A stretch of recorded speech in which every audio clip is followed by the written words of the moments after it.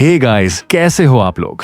तो आज से हम शुरू करने वाले हैं बोरुटो 2 ब्लू वॉर्टेक्स का पूरा एक्सप्लेन, जहां हम हर चैप्टर को डिटेल में समझेंगे, उसके हिडन डिटेल्स, फॉरशैडोइंग, पावर स्केलिंग और उन चीजों पर भी बात करेंगे जिन्हें ज्यादातर लोग मिस कर देते हैं।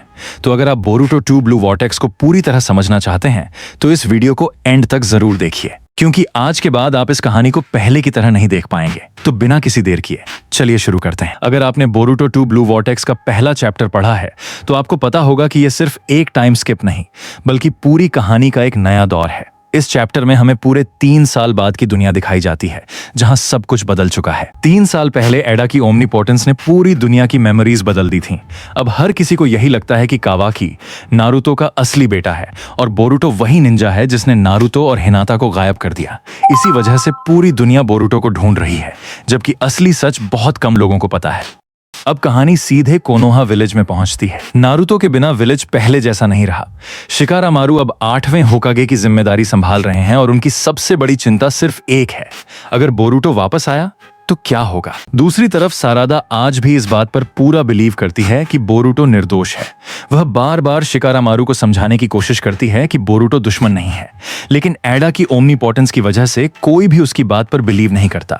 यही वजह है कि सारादा आज भी अकेले बोरुटो का साथ दे रही है। इसी बीच कोड अपनी क्लॉग्राइम आर्मी के साथ कोनोहा पर अटैक कर देता है। पिछले 3 सालों में उसने अपनी आर्मी को पहले से भी ज्यादा खतरनाक बना दिया है। उसका मकसद सिर्फ अटैक करना नहीं बल्कि कावाकी और बोरुटो तक पहुंचना भी है। पूरे विलेज में अफरा तफरी मच जाती है। लोग अपनी जान बचाने के लिए भागने लगते हैं और न्यू जनरेशन के शिनोबी दुश्मनों को रोकने की पूरी कोशिश करते हैं। लेकिन क्लॉग्राइम कोई साधारण दुश्मन नहीं है।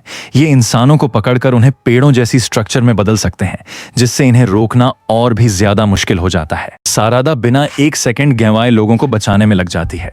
वो यह साबित कर देती है कि अब वह सिर्फ सासुके की बेटी नहीं बल्कि एक जिम्मेदार शिनोबी और फ्यूचर होकागे बनने की सबसे मजबूत कैंडिडेट है। लेकिन तभी पूरे चैप्टर का सबसे हाइप मोमेंट आता है। जब सभी लोग कोड के अटैक से जूझ रहे होते हैं, तभी अचानक बोरुटो की एंट्री होती है। 3 साल बाद पहली बार बोरुटो को देखकर हर कोई हैरान रह जाता है।